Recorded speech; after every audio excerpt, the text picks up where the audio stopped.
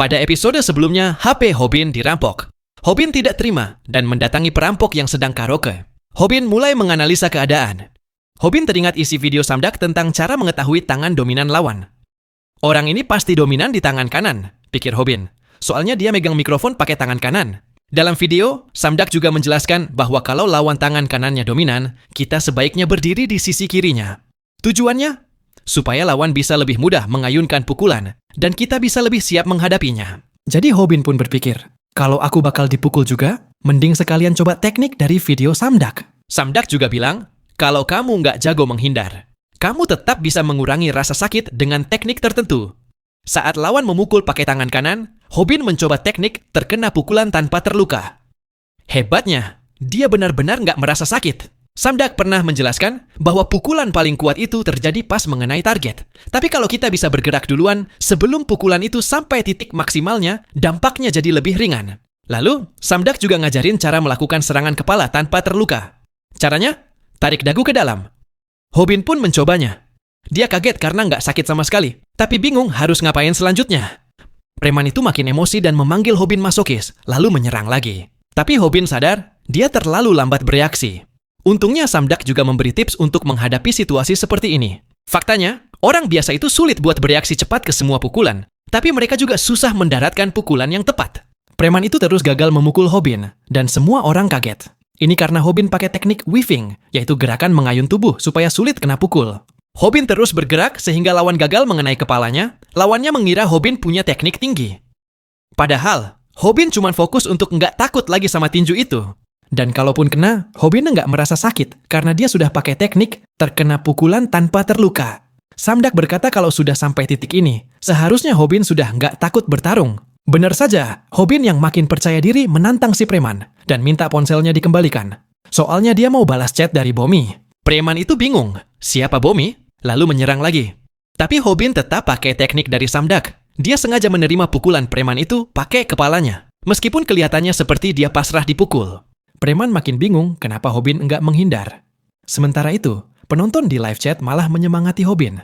Hobin makin pede, tapi juga menyesal karena cuma nonton satu video Samdak. Jadi dia kehabisan teknik. Sniper yang ikut nonton, tahu ini situasi berbahaya. Pertarungannya terlalu lambat. Mereka mulai capek dan jumlah penonton mulai turun. Sniper, si kameramen, khawatir orang-orang bakal bosan. Tapi kemudian, Sniper melihat komentar dari penonton bernama Ding. Ternyata Ding ini paham soal bela diri dan langsung bilang, Hobin bakal menang. Orang-orang di chat awalnya mengejek Ding karena Hobin terlihat seperti sedang dihajar. Tapi Ding menyebut mereka amatiran. Ding menjelaskan, tangan preman itu sekarang dalam masalah. Karena terlalu sering memukul kepala Hobin yang keras seperti batu, tangannya mulai bengkak. Apalagi pas adrenalin preman turun, baru terasa sakitnya. Ternyata benar, si preman kesakitan dan akhirnya tumbang. Sniper terkejut. Hobin benar-benar menang. Walaupun wajahnya babak belur, Snipers jadi khawatir biaya rumah sakit akan lebih mahal dari uang hasil video. Namun, dia tetap senang karena pertarungan ini bikin mereka makin terkenal. Sementara itu, Hobin cuma mikir satu hal. Kira-kira Bomi bakal balas pesanku nggak ya? Video dari pertarungan itu ditonton lebih dari 1 juta kali dalam seminggu. Channel Hobin, viral hit, kini punya 4 video dengan total 25 juta views. Mereka menerima bayaran pertama, sekitar 2 juta yen. Memang, setengah yen per view itu kecil, tapi Sniper menjelaskan bahwa butuh waktu untuk disetujui dan mulai menayangkan iklan. Hobin bersemangat untuk lanjut, tapi Sniper memperingatkan soal video yang bisa kena yellow mark atau demonetisasi jika mengandung banyak kekerasan atau terlalu agresif. Mereka lalu melihat Rumi yang sedang mencoba mencuri penonton mereka, jadi mereka kabur. Hobin lalu tertarik melihat tracksuit keren. Ia pikir harganya 30-40 ribu yen.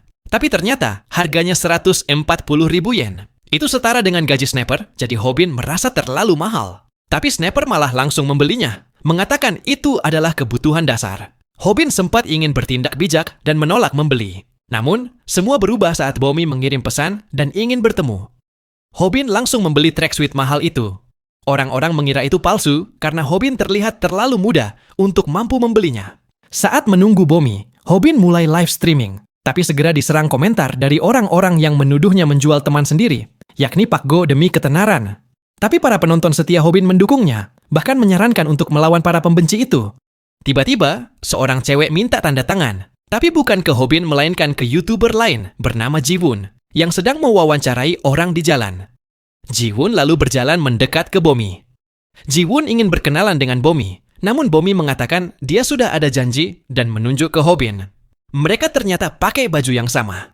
Hobin lalu nostalgia tentang masa lalunya bahwa dulu dia selalu iri pada anak-anak populer di sekolah. Dia pendek, lemah, dan nilainya jelek.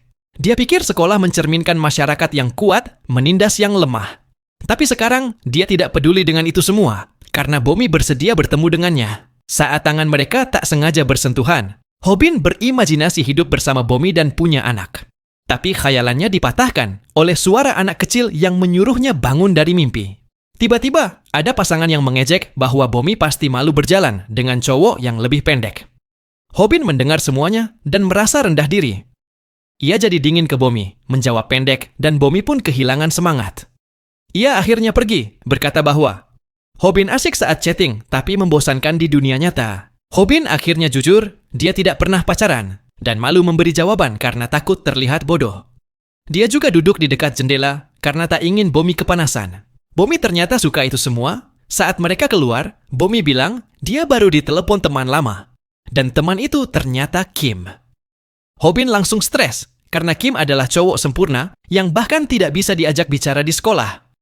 Tapi Hobin berbohong ke Bomi dan bilang bahwa dia dan Kim adalah teman dekat. Sayangnya, Kim muncul tepat saat itu dan Bomi langsung menyapa, menanyakan apakah benar mereka teman. Hobin panik dan hanya bisa menyesali kebohongannya dalam hati.